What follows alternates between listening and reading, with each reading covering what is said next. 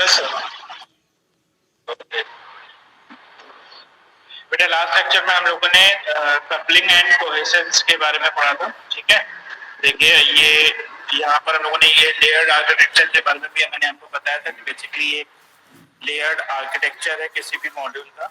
यहाँ पर आपका स्ट्रक्चर बनाया गया है, जैसे आप लोगों ने ट्री वाला स्ट्रक्चर पढ़ा था डेटा स्ट्रक्चर में, वैसे यहाँ पर एक स्ट्रक्चर बनाया गया है मॉड्यूल्स को प्रॉपरली डिवाइड करके, और हर एक मॉड्यूल का एक लेयर है जिसको मैंने यहाँ पर डिफाइन किया हुआ है 0, 1 और 2 से। ठीक है, यहाँ पर हम लोगों ने डिस्कस किया था सबऑर्डिनेट एंड सुपरऑर्डिनेट क्लास मॉड्यूल्स के बारे में। ठीक है, आगे बढ़ते हैं। यहाँ पर सॉफ्टवेयर डेवलपमेंट सिस्टम में हम लोगों ने शायद 3 पॉइंट्स के बारे में डिस्कस कर लिया था। एम आई राइट अंकित? जो स्टूडेंट्स नहीं थे उनके लिए मैं बता देता हूँ, सॉफ्टवेयर क्वालिटी मैनेजमेंट सिस्टम को थोड़ा सा रिव्यू कर देते हैं। कह रहा है कि सॉफ्टवेयर क्वालिटी मैनेजमेंट बेसिकली किसी भी प्रोडक्ट का जब हम क्वालिटी मेजर करते हैं, क्वालिटी मतलब कि उसको अगर हम मार्केट में उतारे हैं तो उसकी जो एफिशिएंसी है, उसकी जो वर्किंग है, वो कितना ज़्यादा सक्सेसफुल है, जिसको मेजर करने के लिए हम लोग सॉफ्टवेयर क्वालिटी मैनेजमेंट सिस्टम जो बनाया गया है ये क्वालिटी को मेंटेन करता है। बेसिकली यहाँ पर कुछ एक पॉइंट्स बताए गए हैं। पहला पॉइंट कह रहा है कि quality system is the responsible of the organisation as a whole. कह रहा है कि क्वालिटी सिस्टम मतलब जो हमारा सॉफ्टवेयर क्वालिटी सिस्टम जो इसको मेजर करती है, बेसिकली टीम होती है, उसकी ये रिस्पॉन्सिबिलिटी होती है कि जो भी सिस्टम या जो भी सॉफ्टवेयर हम लोगों ने डेवलप किया है उसको हर एक एंगल से टेस्ट करिए और टेस्ट करने के बाद ही मार्केट में उतारिए, क्योंकि ये पूरी रिस्पॉन्सिबिलिटी पूरी होल ऑर्गेनाइजेशंस की होती है कि हम बेस्ट क्वालिटी का सॉफ्टवेयर ही प्रोड्यूस करें। राइट। सेकेंड है कि जब हम क्वालिटी को मेजर करते हैं तो उसमें कुछ एक्टिविटीज परफॉर्म करते हैं, जिसमें यहाँ पर मैंने एक्टिविटीज के नाम भी दिए हुए हैं। तो पहला है ऑडिटिंग ऑफ अ प्रोजेक्ट्स, यानी कि प्रोडक्ट की प्रॉपर ऑडिटिंग करी जाती है। Second one is review of the quality system. Quality system को हर बार हर एक मॉड्यूल्स को प्रॉपर्ली हम लोग रिव्यू करते हैं कि कैसे वो बनाया गया है, उसमें कौन कौन से फेजेस को फॉलो किया गया है, कौन कौन से मेथड्स लगाए गए हैं। ठीक है, कहीं उसमें डिफेक्ट्स तो नहीं आ रहे हैं किसी फेज में, तो इन सारी चीजों को चेक किया जाता है, रिव्यू किया जाता है। इसके अलावा हमारा जो है production of a report, production of report for the top level management. ठीक है, जो भी प्रोडक्शन हम लोग करते हैं ड्यूरिंग द सॉफ्टवेयर डेवलपमेंट उसकी एक प्रॉपर रिपोर्टिंग हम अपने टॉप लेवल मैनेजमेंट को करते हैं। Right. And the third one is the good quality system must be well documented. जो एक बेस्ट क्वालिटी का सिस्टम है वो प्रॉपरली डॉक्यूमेंटेड होना चाहिए। और आपको पता ही है कि जो भी हम लोग चीज़ों को डॉक्यूमेंट करते हैं उसको कहाँ पर लिखते हैं। अगर हम कोई भी सॉफ्टवेयर बनाते हैं तो उसके बारे में उसके रिक्वायरमेंट्स को कहाँ पर लिखा जाता है, तो बता सकता है? Sir SRS document. SRS document, correct. जो भी हम चीज़ें अपने सिस्टम में परफॉर्म करते हैं उसको प्रॉपरली हम लोग एसआरएस डॉक्यूमेंट्स में डॉक्यूमेंटेड करते हैं। करेक्ट। थर्ड पॉइंट है हमारा evolution of a quality system. Evolution of a quality system का मतलब क्या होता है? ये भी लिखा है quality control focus not only on detecting the defective products and eliminating them but also determine the causes behind the defect. Basically इसमें ये कहा जा रहा है कि जब भी हम लोग किसी भी सिस्टम की क्वालिटी को मेजर करते हैं या एवेल्यूट करते हैं तो उस टाइम पर हम लोग डिफेक्ट्स को फाइंड आउट करते हैं और उसको एलिमिनेट करने की कोशिश करते हैं, और साथ साथ हम ये भी मेजर करते हैं कि वो डिफेक्ट्स का रीजन क्या है, यानी कॉजेज क्या है, क्यों वो डिफेक्ट अराइज हो रहे हैं। तो हम एलिमिनेट करने के साथ साथ जो भी डिफेक्ट्स आ रहे हैं उन डिफेक्ट्स को फाइंड आउट करने की कोशिश करते हैं। ठीक है, so that the project rejection can be reduce. भाई जब हम डिफेक्ट्स को फाइंड आउट कर लेंगे तो कहीं ना कहीं जो रिजेक्शंस की लिस्ट है या जो हमारे प्रोजेक्ट रिजेक्ट हो जा रहे हैं, जिसकी वजह जो भी डिफेक्ट्स आ रहे थे उसकी वजह से, तो वो जब डिफेक्ट हम लोग फाइंड आउट कर लेंगे तो हमारी जो रिजेक्शन की लिस्ट है या जो भी सॉफ्टवेयर रिजेक्ट हो रहे हैं वो रिजेक्ट होना हमारे बंद हो जाएंगे। क्लियर हो गई बात सभी को? तीनों पॉइंट समझ में आ गए? Yes sir. आगे है चौथा point, the basic premises of a modern quality assurance is that the organization processes are good and followed rigorously, then the products are bound to be good quality. Rigorously का मतलब क्या होता है? Rigorously का मतलब होता है, कोई बता सकता है rigorously का मतलब क्या होता है?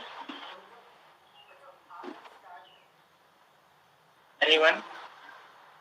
Rigorously का मतलब होता है कि हम चीजों को कॉन्टिन्यूसली रिपीटेड में करते रहे, ठीक है। जैसे मान लीजिए कि अगर हम सॉफ्टवेयर रिक्वायरमेंट को लेते हैं तो रिक्वायरमेंट्स को हम लोग टाइम टाइम पर लेते रहें, जिससे हम अपने सॉफ्टवेयर में अपडेशंस करते रहें, ठीक है। उससे क्या होगा, हमारे जो प्रोडक्ट्स की जो प्रोडक्ट की जो क्वालिटी है वो ऑलवेज मेंटेन रहेगी, ठीक है। इस प्रोसेस में जो रिकर्सिवली एकदम कॉन्टिन्यूसली जो प्रोसेस है, उस प्रोसेस में बेसिकली उस प्रोसेस में आपके recognising, defining, analysing and improving the production process, ये सारी चीजें इन्वॉल्व भी आपकी इन्वॉल्व होती है, करेक्ट। इसके बाद आ जाता है आपका नेक्स्ट टोटल क्वालिटी मैनेजमेंट, जिसको हम लोग TQM के नाम से भी जानते हैं। TQM का मतलब टोटल क्वालिटी मैनेजमेंट। इसका मतलब ये होता है कि जब भी हम अपनी क्वालिटी को मेजर करते हैं तो उसको हर बार कहीं ना कहीं इम्प्रूव करने की कोशिश करते हैं, यानी कि हर बार उसमें कुछ ना कुछ ऐसे फीचर्स ऐड ऑन करें जिससे हमारे जो प्रोडक्ट की क्वालिटी है वो मार्केट में ऑलवेज मेंटेन रहे।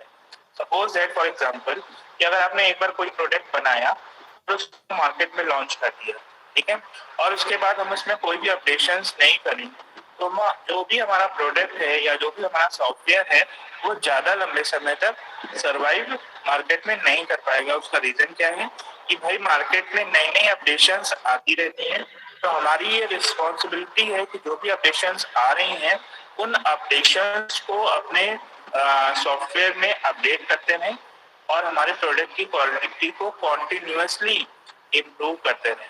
इसी कंप्लीट मैकेनिज्म को हम लोगों ने नाम दे दिया है टोटल क्वालिटी मैनेजमेंट, ठीक है। A term related to TQM is business process re-engineering, BPR। इसको हम लोग बोलते हैं क्या? BPR, business process re-engineering। TQM का फुल नेम है टोटल क्वालिटी मैनेजमेंट। का फुल नेम है बिजनेस प्रोसेस री-इंजीनियरिंग, यानी कि हर बार कॉन्टिन्यूसली वे में हम चीजों को क्या करते रहे, रीअरेंज करते रहे, हर बार नए नए चीजों को अपडेट करें अपने प्रोडक्ट में, ठीक है, और अपनी बिजनेस ऑर्गेनाइजेशंस को रन कराते रहे, ठीक। यहाँ पर देखिए एक थोड़ा सा मैंने डायग्रामेटिकली समझाने की कोशिश करी है, सब लोग उसको देखें क्या कह रहा है इसमें। सबसे पहले इंस्पेक्शन करेंगे टोटल क्वालिटी को, QC मतलब क्वालिटी कंट्रोल, क्वालिटी एनालिसिस, और at the last total quality management. Quality control मतलब हम अपनी जब भी डेवलपमेंट प्रोसेस करें तो अपनी क्वालिटी को प्रॉपर्ली कंट्रोल करें, क्वालिटी को एनालिसिस करें हर एक एंगल से। एनालिसिस करने का मतलब होता है कि उसको हर एक एंगल से टेस्ट करें, ठीक है। और टेस्ट केसेस भी कई अप्रोचेस के साथ में परफॉर्म होते हैं, अभी आगे आएगा तो हम आपको बताएंगे। वहाँ पर आपका व्हाइट बॉक्स टेस्टिंग होता है, ठीक है, ब्लैक बॉक्स टेस्टिंग होता है, ठीक है, इन सारी चीजों के बारे में भी पढ़ेंगे। और at the last total quality management, जब एनालिसिस करते हैं तो सबसे लास्ट में आपका आता है TQM, टोटल क्वालिटी मैनेजमेंट, कि भाई जो भी प्रोडक्ट हमने बनाया है, जिस एक अच्छी क्वालिटी के साथ हमने प्रोड्यूस किया है, उसमें प्रॉपर्ली अपडेशंस करके हर बार उसको इम्प्रूव करने की कोशिश करते रहें। समझ में आए सॉफ्टवेयर क्वालिटी मैनेजमेंट क्या होता है? बहुत इंपॉर्टेंट टॉपिक है, ये क्वेश्चन कई बार आ चुका है। सॉफ्टवेयर क्वालिटी मैनेजमेंट सभी को समझ में आया? मैसेज करिए यस और नो।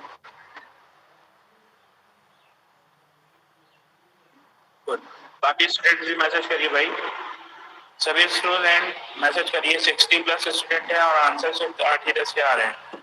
सभी को समझ में आया बेटे?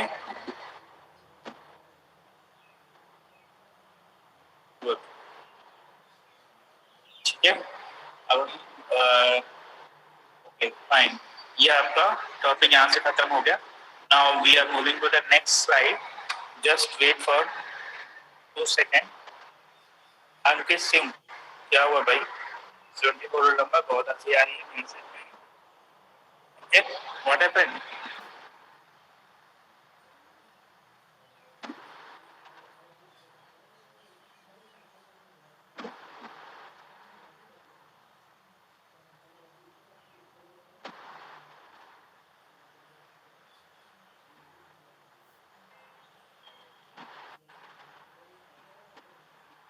ये है आपका next topic, software reverse engineering.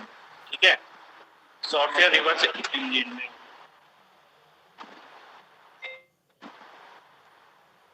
सभी को विजुअल हो रही है स्क्रीन? Yes sir. ओके, मैंने जूम कर दिया है, इसको पढ़ने में आसानी रहेगी. एक बार पढ़िए, सॉफ्टवेयर रिवर्स इंजीनियरिंग. एक ये आपका शॉर्ट नोट में कभी कदार पूछ लिया जाता है, सॉफ्टवेयर रिवर्स इंजीनियरिंग क्या होती है. एक बार इसको रीड करिए, फिर डिस्कस करते हैं जल्दी से. ओके,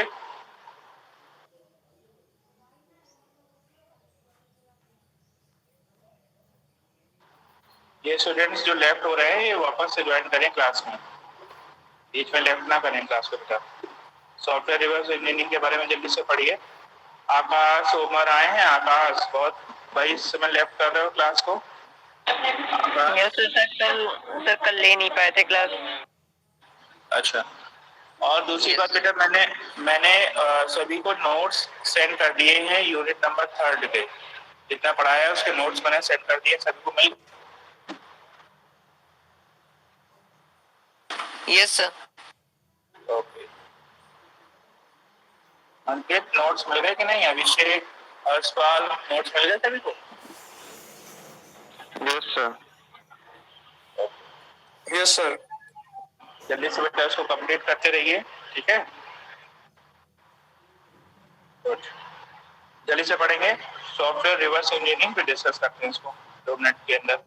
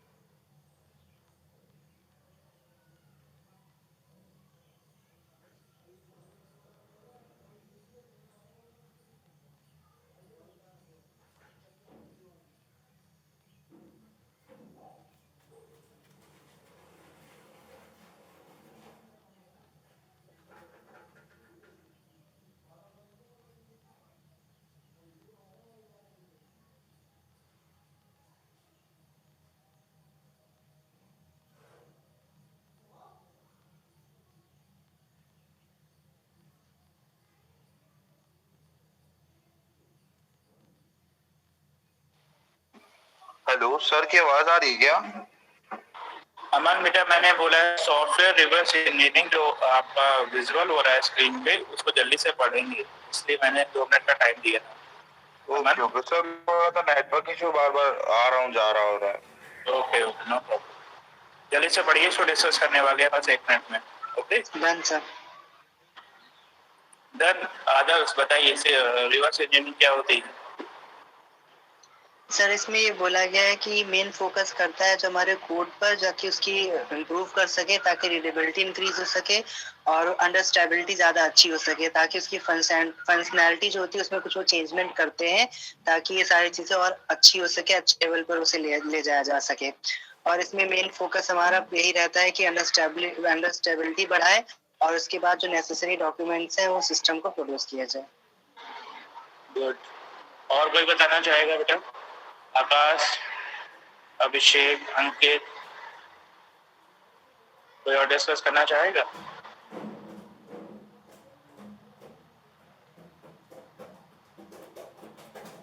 चलिए मैं बता देता हूँ। ठीक है, रिवर्स इंजीनियरिंग आप सॉफ्टवेयर रिवर्स इंजीनियरिंग आपका सॉफ्टवेयर इंजीनियरिंग का ही प्रोसेस है। सॉफ्टवेयर इंजीनियरिंग में हम क्या करते हैं, बेसिकली हर एक फेजेस को फॉलो अप करते हुए अपने सॉफ्टवेयर को डेवलप करते हैं। रिवर्स इंजीनियरिंग में बेसिकली हम लोग उस सॉफ्टवेयर को और ज़्यादा इम्प्रूव कराने की कोशिश करते हैं, जिससे कि वो अंडरस्टैंडेबल हो जाए। ठीक है, और जो भी नेसेसरी डॉक्यूमेंट्स रिक्वायर्ड हैं फॉर द पर्टिकुलर सॉफ्टवेयर, वो आपके डॉक्यूमेंट्स आपके अवेलेबल करा दिए जाए। मान लीजिए पूरे सॉफ्टवेयर को डेवलप करने में कुछ ऐसे पॉइंट्स रह गए हों, कुछ ऐसी रिक्वायरमेंट्स रह गई हों जो फुलफिल ना हो पाई, तो सॉफ्टवेयर रिवर्स इंजीनियरिंग प्रोसेस में बेसिकली वो सारे डॉक्यूमेंट्स फुलफिल कर लिए जाते हैं। ठीक है, और हम अपने सिस्टम को प्रॉपरली मेंटेन करते हैं और उसको इम्प्रूव करते हैं, जिससे कि हर एक यूजर्स को आसानी से अंडरस्टैंड कर सके। देखिए कह रहा है कि the first stage of a reverse engineering focus on telling out the chances to the code to improve its readability, structure and understandability with changing any of its functionality। Basically जो इसका first process है वो इसी चीज पे focus करता है कि हम अपने कोड को और ज्यादा कैसे इम्प्रूव करें, ज्यादा से ज्यादा उसको रीड किया जा सके, एक प्रॉपर स्ट्रक्चर हो, ठीक है, प्रॉपर अंडरस्टैंडेबिलिटी हो, जिससे कि नंबर ऑफ यूजर्स उसको आसानी से एक्सेस कर सकें। उसके लिए अगर हमें कोई भी फंक्शनैलिटी चेंज करने की रिक्वायरमेंट्स होती है तो हम उस फंक्शनैलिटी को चेंज कर सकते हैं। ठीक है, ये हमें एक मैकेनिज्म दी जाती है जिसके थ्रू हम ये प्रोसेस कर पाते हैं। ओके, सेकेंड है हमारा, सेकेंड स्टेज में क्या कर रहा है, the second stage is to process of extracting the code design and requirement specification can begin. ठीक है, in order to extract the design a full understanding of the code is needed. जब भी हम किसी भी सेकेंड प्रोसेस में basically हम design और रिक्वायरमेंट स्पेसिफिकेशंस को एक्सट्रैक्ट करते हैं, यानी कि छोटे छोटे पार्ट्स में डिवाइड करते हैं। और उसके लिए अगर हम इन चीजों को एक्सट्रैक्ट करना चाहते हैं, मान लीजिए पार्ट्स में डिवाइड करना चाहते हैं, तो उस केस में बेसिकली हम लोग क्या करते हैं, हम लोग अपने कोड को प्रॉपर्ली रीड करते हैं, पहले अंडरस्टैंड करते हैं। बिना अंडरस्टैंडिंग के हम उसको एक्सट्रैक्ट नहीं कर सकते। ठीक है, नेक्स्ट पॉइंट में the SRS document can be written once the full code has been understood। SRS documents तभी लिख सकते हैं जब हम पूरे कोड को अच्छे से अंडरस्टैंड कर सकते हैं और उसके डिजाइन को प्रॉपर्ली एक्सट्रैक्ट कर। बात समझ में आ गई? दोनों फेज, दोनों पॉइंट समझ में आ गए, फर्स्ट और सेकेंड? सभी को समझ में आया बेटा? यस और नो? यस। यहाँ पर देखिए आपका एक मॉडल दिया गया है रिवर्स इंजीनियरिंग का, जिसको मैंने छोटे से एक्सप्लेनेशन से डिफाइन करने की कोशिश करी कि आपका सबसे पहले बेसिकली हम लोग रिवर्स इंजीनियरिंग में कोड, अपने कोड को ही तो रीडेबल बना रहे हैं, कोड को ही इम्प्रूव करने की कोशिश कर रहे हैं प्रॉपर स्ट्रक्चर्ड वे में। ठीक है, प्रॉपर डिजाइन को एक्सेप्ट कर रहे हैं। तो यहाँ पर देखिए वही लिखा हुआ है, कोड को और इम्प्रूव किया गया, स्पेसिफाई किया गया, फिर डिजाइन को एक्सट्रैक्ट किया और जो भी रिक्वायरमेंट्स है उसको प्रॉपर्ली स्पेसिफाई किया। ठीक है, समझ में आ गया सभी को? सॉफ्टवेयर रिवर्स इंजीनियरिंग, यस और नो? मैसेज करो बेटा जल्दी से।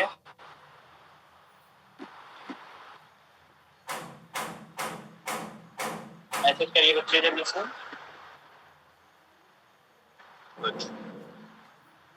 नेक्स्ट है हमारा सॉफ्टवेयर रिलायबिलिटी।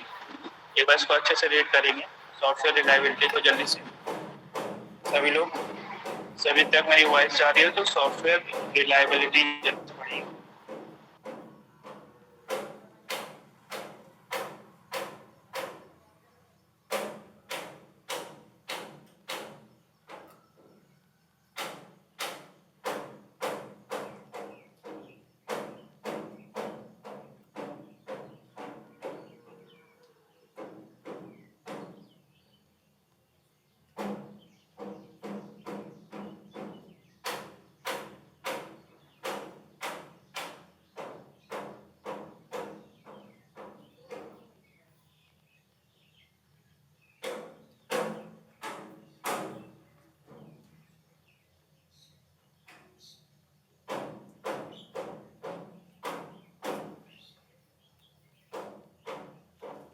सभी लोग ध्यान से पढ़िए, किसी से भी पूछेंगे, ठीक है? इसलिए बहुत ध्यान से पढ़िए सभी लोग।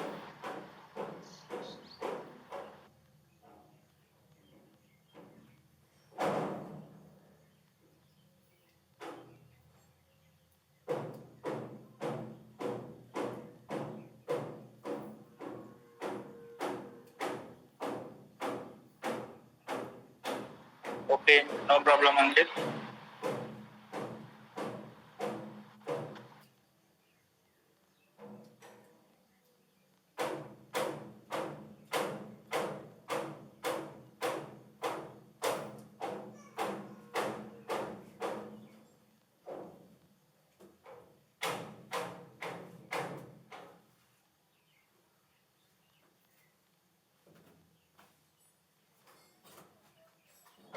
यस, कौन बताएगा सॉफ्टवेयर रिलायबिलिटी का मतलब क्या होता है? कोई बताएगा?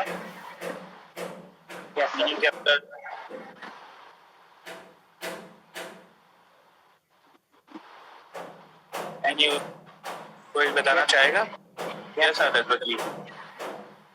सर इसमें बोला गया कि जो सॉफ्टवेयर रिलायबिलिटी होती है ये हमारे ट्रस्ट को दिखाती है कि अगर जो कोई प्रोडक्ट बना है तो ट्रस्ट करती है, और अगर जो गिवन पीरियड ऑफ टाइम है उसी फ्रेम में अगर जो वो बताती है कि इतने टाइम तक ये प्रोडक्ट अच्छे से वर्क करेगा तो करेक्टली उस टाइम पे वर्क करता रहता है। And it also improves the number of defects, जो भी कमी होती है उसको भी इम्प्रूव करता है और डिफेक्ट्स को रिड्यूस करता है और सिस्टम के रिलायबिलिटी को इम्प्रूव कर देता है। और सर ये सिर्फ नंबर ऑफ एरर्स पर ही डिपेंड नहीं करती है, इससे एग्जैक्ट लोकेशन पे डिपेंड करती है, मतलब कि एरर कहाँ पर है। जब कहाँ पर एरर होता है तो पता चल जाता है तो उसको इम्प्रूव इजीली किया जा सकता है। यही सॉफ्टवेयर रिलायबिलिटी होता है। गुड। देखिए, सॉफ्टवेयर रिलायबिलिटी का मतलब होता है कि reliability of the software product. जो भी सॉफ्टवेयर आपने बनाया है वो कितना ज़्यादा रिलायबल है, कितना उसका ट्रस्ट वर्दीनेस है और कितना जो यूजर है उसके ऊपर डिपेंड कर सकता है, ठीक है? रिलायबिलिटी का मतलब ही यही होता है कि बेसिकली क्या वो हमारे ब्राउजर्स पर, क्या वो हमारे सिस्टम पर प्रॉपरली पोर्टेबल है, ठीक है? और गिवन टाइम पीरियड में क्या वो हमें प्रॉपर रिस्पॉन्स दे रहा है या नहीं दे रहा है, यही तो उसकी रिलायबिलिटी है। मान लीजिए फॉर एग्जाम्पल कि 100 स्टूडेंट्स का रिकॉर्ड आपको मेंटेन करना है, तो 100 स्टूडेंट्स का रिकॉर्ड आप जब अपने सिस्टम पर किसी सॉफ्टवेयर के थ्रू रीड करते हो तो कहीं ना कहीं आप रिलायबल हो उस पर्टिकुलर सॉफ्टवेयर पर, अपने सिस्टम पर, ठीक है?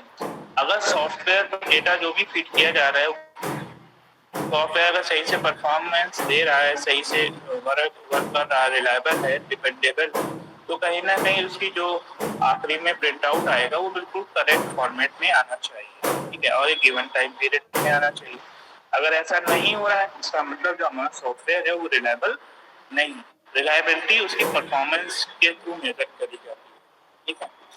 तो कह रहा है कि the reliability of the system improve as the number of defects in its reduce। यानी कि जब हमारे सिस्टम में डिफेक्ट्स कम आएंगे, जब एरर्स कम आएंगे, तो कहीं ना कहीं यूजर हमारे सिस्टम पर या हमारे सॉफ्टवेयर पर ज्यादा रिलायबल होगा। अगर उसमें एरर्स आ रही है, मान लीजिए आप काम कर रहे हैं बार बार उसमें एरर्स आ रही हैं, तो जो यूजर है वो हमारे सॉफ्टवेयर को छोड़कर किसी दूसरे सॉफ्टवेयर को ज्वाइन करेगा या इंस्टॉल करा लेगा। तो बेसिकली रिलायबिलिटी का मतलब है कि हमारा सॉफ्टवेयर की जो परफॉर्मेंस है वो बेस्ट होनी चाहिए, प्लस उसमें कोई भी एरर्स नहीं आनी चाहिए ड्यूरिंग वर्किंग, ठीक है? कह रहा है कि reliability of a product depends not only the number of errors. Basically ये नंबर ऑफ एरर्स पर डिपेंड नहीं है, but also extend the location of the error, कि एरर कहाँ से आ रही है उसको भी फाइंड आउट करना नेसेसरी है, ठीक है? ये नहीं कि सिर्फ एरर्स आ रही हैं, रिलायबिलिटी का मतलब एरर से मतलब नहीं है, एरर्स आ कहाँ से रही हैं ये भी एक इम्पोर्टेंट फैक्टर होता है, ठीक है? तो कहीं ना कहीं हम अपने अगर सॉफ्टवेयर को रिलायबल बनाना चाहते हैं, ज्यादा डिपेंडेबल बनाना चाहते हैं, तो उस केस में हमें अपने सॉफ्टवेयर की प्रोडक्टिविटी को और एरर्स को, प्रोडक्टिविटी को इंक्रीज करना पड़ेगा, परफॉर्मेंस को इंक्रीज करना पड़ेगा, डिपेंडेबिलिटी को बढ़ाना पड़ेगा और number of defects, number of errors को क्या करना पड़ेगा, रिड्यूस करना पड़ेगा। बात समझ आ गई सभी को? ये सुनो बेटा, समझ में आया सभी को? जल्दी से बताइए, मैसेज करिए जल्दी से। बाकी लोग भी मैसेज किया करिए भाई, बहुत कम मैसेज आते हैं, इसका मतलब आधे लोग सुन रहे हैं आधे लोग नहीं सुन रहे हैं। बच्चे सभी लोग आंसर करिए, सभी को समझ में आया? गुड।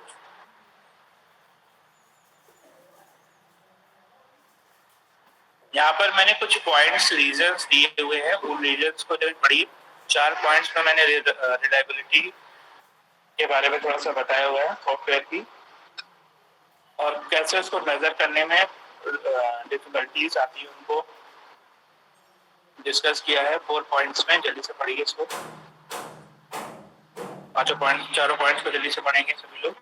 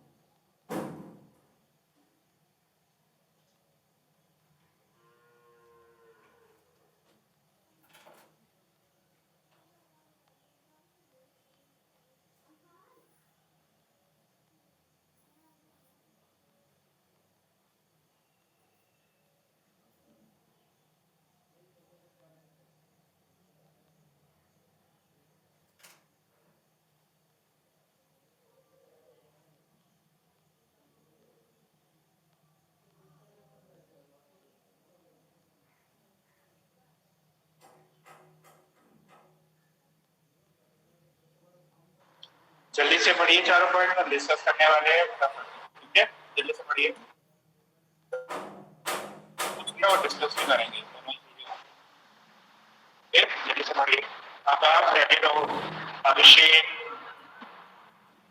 अभिषेक द्विवेदी रेडी रहिए बेटा। अक्षय सैन रेडी रहिए।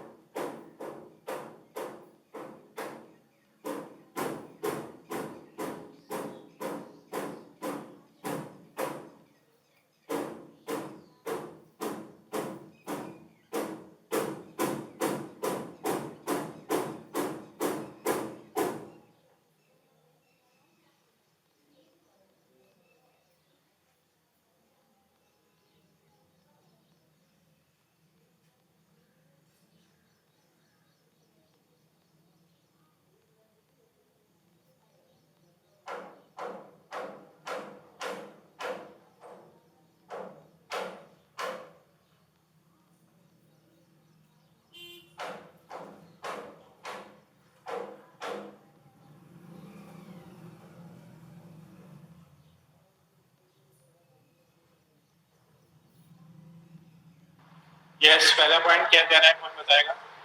First point of the software reliability, क्या रीजन है पहला? सर फर्स्ट पॉइंट ये कह रहा है सर, जहाँ पर बग लोकेट कर रहा है, अगर उस बग को हम फिक्स कर दे तो उसकी रिलायबिलिटी इंप्रूव हो जाती है। और सेकंड पॉइंट ये कह रहा है, जो रिलायबिलिटी होती है वो ऑब्जर्वर डिपेंडेंट होती है।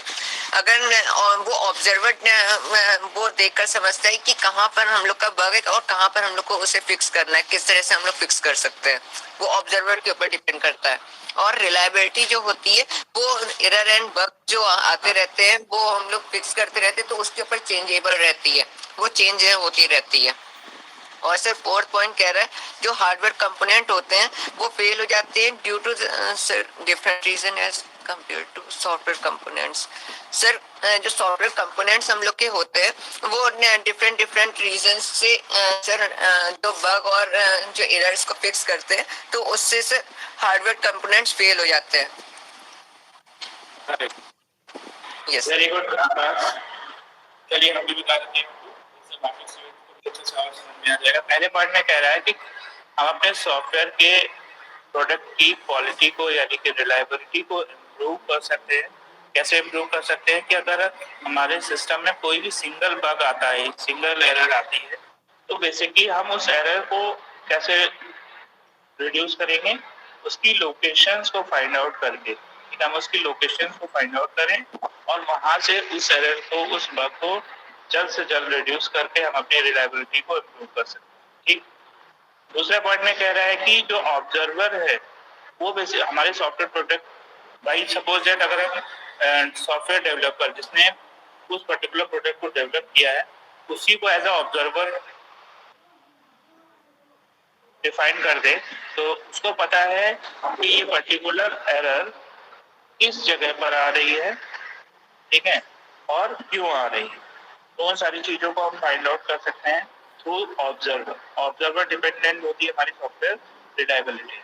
ठीक है, अगर ऑब्जर्वर सही से चीजों को फिक्स कर रहा है, बग को फिक्स कर दे रहा है तो हमारे सॉफ्टवेयर में कम से कम एरर्स आएंगे।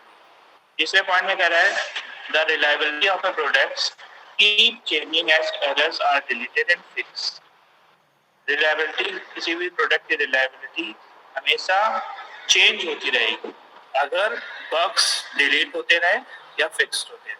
ठीक है, अगर बग्स डिलीट नहीं होंगे तो कहीं ना कहीं रिलायबिलिटी जो है वो रिड्यूस होती जाएगी, कम होती जाएगी, ज्यादा बग्स आते जाएंगे, आपका सिस्टम फेलियर होगा। राइट। नेक्स्ट है हमारा hardware components fail due to very different reasons as compare to the software components. ठीक है, हार्डवेयर कंपोनेंट्स फेल होते हैं तब जब हमारे सॉफ्टवेयर कंपोनेंट्स के साथ में उसका कंपैरिजन होता है। Hardware component fail mostly due to wear and tear where the software component fail due to bugs। भाई हार्डवेयर कंपोनेंट्स टेक्निकल प्रॉब्लम्स की वजह से नहीं होते। मान लीजिए आपके हार्डवेयर में कोई प्रॉब्लम आ गई तो आपका हार्डवेयर जो है कंपोनेंट फेल हो जाएगा। मान लीजिए एसएमपीएस खराब हो गया या सीपीयू में कोई प्रॉब्लम आ गई तो उसकी वजह से हार्डवेयर हो सकती है प्रॉब्लम। लेकिन सॉफ्टवेयर कंपोनेंट्स या सॉफ्टवेयर आपका तभी खराब होगा जब उसमें कोई एरर्स आएगी या फिर कोई बग आएगा। बात समझ में आ गई? सभी को चारों पॉइंट्स क्लियर है? यस और नो? अच्छे समझ में आ गया सभी को? यस और नो? मैसेज करो जल्दी से। सेक्शन की very good. Yes sir. Very nice. अभी हम लोग बात करते हैं the measure the degree of reliability, यानी कि रिलायबिलिटी की जो डिग्री है, यानी कि अगर हम कहते हैं कि 10 पॉइंट्स में कितने पॉइंट्स देंगे अपनी रिलायबिलिटी को, तो उसके बारे में मैंने कुछ यहाँ पर 6 पॉइंट्स में डिस्कस किया हुआ है। एक बार रीड करेंगे सभी लोग जल्दी से। श्याम जी जल्दी से रीड करिए, अभय, अभिषेक, सभी लोग जल्दी से रीड करिए, अभी हम डिस्कस करते हैं। अनुराग दत्त जल्दी से रीड करिए। Yes sir.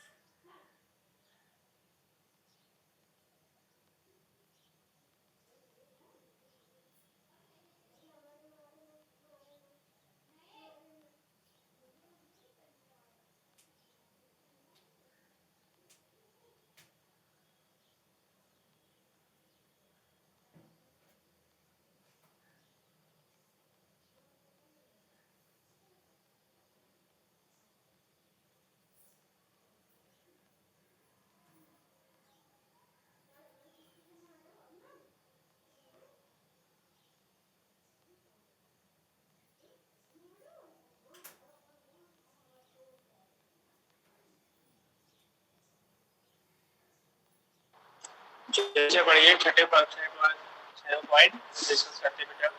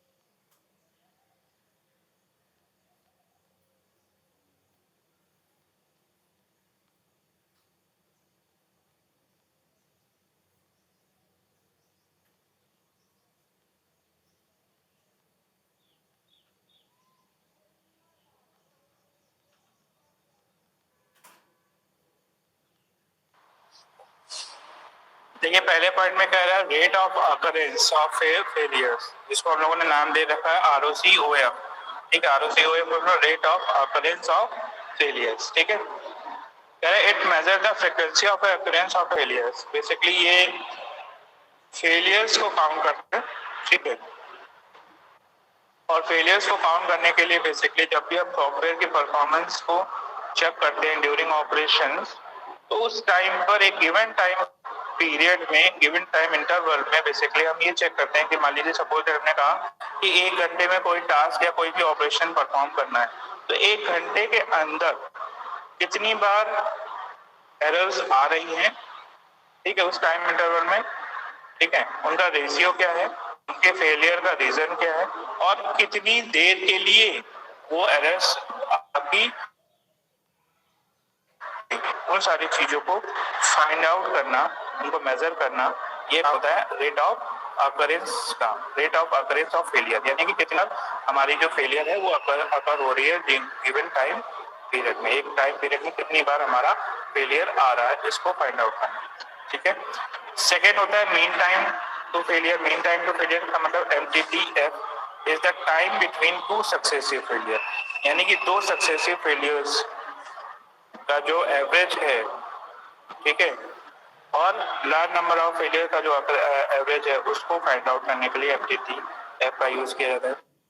तीसरा है हमारा MTTR, ये कह रहा है कि once the failure occur some time is required to fix the error, ठीक है। MTTR का मतलब मीन टाइम टू रिपेयर, यानी कि जो भी एरर्स आई हैं गिवन टाइम पीरियड में, उस एरर्स को रिजॉल्व करने के लिए कुछ टाइम पीरियड की रिक्वायरमेंट्स होती है, कुछ समय की रिक्वायरमेंट्स होती है, मीन टाइम टू रिपेयर, ठीक है। MTTR measure the average time it take to track the errors, ये बेसिकली क्या करता है, उस टाइम को मेजर करता है जितनी देर में हम एरर्स को फाइंड आउट करते हैं, ट्रैक करते हैं और उसको फिक्स करते हैं, ठीक है। समझ में आ गई बात, सभी को तीनों पॉइंट समझ में आ गए, यस और नो? Yes sir. ओके। चौथा पॉइंट है mean time between failure, MTBF is the addition of MTTF and MTTR, यानी कि MTTF और MTTR के बीच का समय है, ठीक है। साथ में हम इसको भी जोड़ लेते हैं, mean time between failure, okay. Next point है probability of the failure on demand. क्या क्या प्रोबेबिलिटी हो सकती है? It measure the likelihood of the system failing when a service request is made. Basically जब भी हम रिक्वेस्ट करें कि फेलियर अकर हो, तो उसकी प्रोबेबिलिटी को मेजर करने के लिए यहाँ पर नेक्स्ट पॉइंट बनाया गया है, इसको हम नाम दे दिया है probability of a failure on demand. जब हम रिक्वेस्ट करें कि भाई फेलियर हो, तो कितनी बार फेलियर हो रहा है, कितनी एरर्स आ रही हैं, इन सारी चीजों को मेजर किया जाता है। नेक्स्ट पॉइंट है कह रहा है availability of a system is measure of how likely would the system be available for use over a given time period, ठीक है। ये कह रहा है कि हम एरर्स को फाइंड आउट करने के बाद में वो टाइम फाइंड आउट करें जब हमें सिस्टम दोबारा से रिकवर होके अवेलेबल हो जाएगा, जिससे कि हम दोबारा से एक गिवन टाइम पीरियड में चीजों को फिर से मेजर कर सकें, ठीक है। कितने समय बाद अगर कोई एक फेलियर आता है तो कितने समय बाद हमें सिस्टम दोबारा से मिल जाएगा, अवेलेबल हो जाएगा। तो वही बोल रहा है availability of A system is major how likely would the system be available for use over a given time period. बात समझ आ गई? क्लियर हो गए पॉइंट्स सभी को? यस और नो? मैसेज करो जल्दी से भाई, सभी को समझ में आया बच्चे? मैसेज करिए जल्दी से।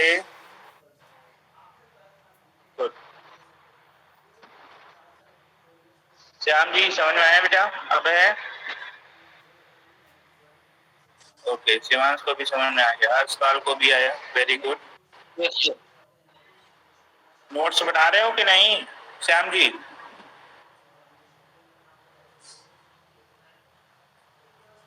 Yes sir. नोट्स बनाते रहिए सभी स्टूडेंट्स, नोट्स अपने कंप्लीट करते रहिए, ओके। चलिए आज की क्लास को यहीं तक रखते हैं, बाकी का हम लोग नेक्स्ट क्लास में करेंगे क्योंकि टाइम भी हो गया है और नेक्स्ट टॉपिक स्टार्ट करने में भी टाइम लगेगा, ठीक है। Thank you sir. आज की क्लास में वाइंड अप करते हैं sir. Thank you everyone sir. Have a nice day, thank sir. You.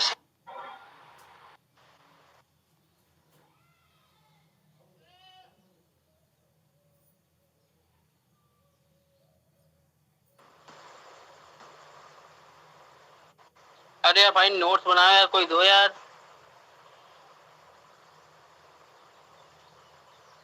भाई नोट्स किसके कंप्लीट है?